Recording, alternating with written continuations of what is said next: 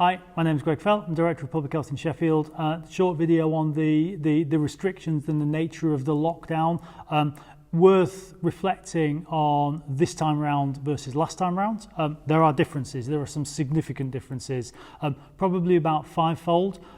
Firstly, and perhaps most importantly, educational facilities will remain open. The Prime Minister was really clear about that. Education is important for our young people, the end. We've disrupted our children's education quite a lot already this year. Further disruption causes further long-term disruption to those children's life chances. So we stick with the government policy of keeping educational settings open. That's a significant difference. Second one is the definition of clinically vulnerable has shifted. Previously it was those over 70, it's now those over 60.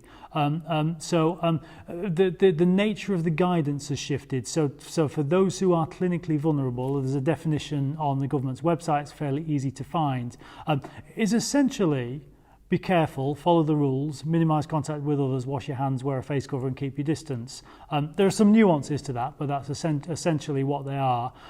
But redefining the age to 60 will significantly increase the number of people who are classed as clinically vulnerable. But in effect, that's a significant increase in the number of people who are being asked to take extra care and extra vigilant.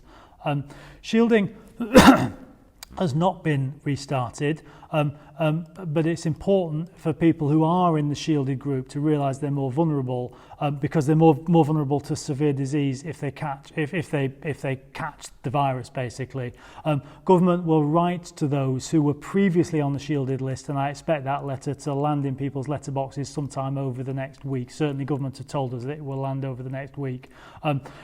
Government has made a commitment to honour the funding pledge that was made to Sheffield and other local authorities that went into Tier 3 just before the lockdown was announced. That's very helpful, and that will help significantly with regard to business support. The final difference is that there's an expectation that the police will be more assertive with regard to compliance and enforcement. Where people are breaking the law will be enforced, the end, and there's no two ways about that. So then on to the specifics. They come into force from the 5th of November, and they will come into force for a period of a month. They will be reviewed in a month. Again, the detail of the restrictions is on the government's website. It's fairly easy to find. But in short, people must stay at home except for education, work, if that work can't be done from home, exercise, recreation, medical reasons, shopping for food and other essential, or to care for others. Pubs and restaurants will have to close, takeaways can continue. Non-essential shops will have to close, but supermarkets can sell non-essential goods. Households will not be allowed to mix with others indoors or in private gardens, and individuals can meet one other person from outside their household in an outside public space. Support bubbles for people who live alone, and households can be made up of single parents and children, and that will continue.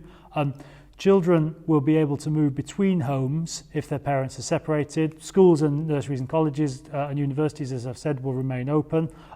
Hotels will only be open for people who have to travel for work, plus a number of other limited reasons. Weddings and civil partnerships will not be allowed apart from exceptional circumstances.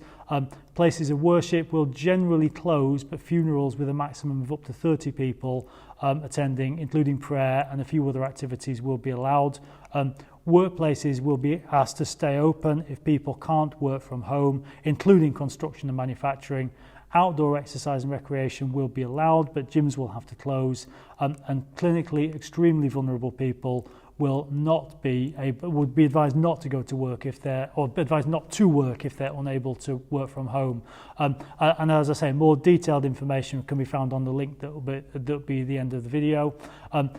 As I've said before, at the end of the 28-day period, or as of after 2nd of December, it's expected that different regions will return to the tiered system. That will depend on the rate of infections. So I would expect that Sheffield would return to Tier 3, but I don't know that, and we need to be clear about that.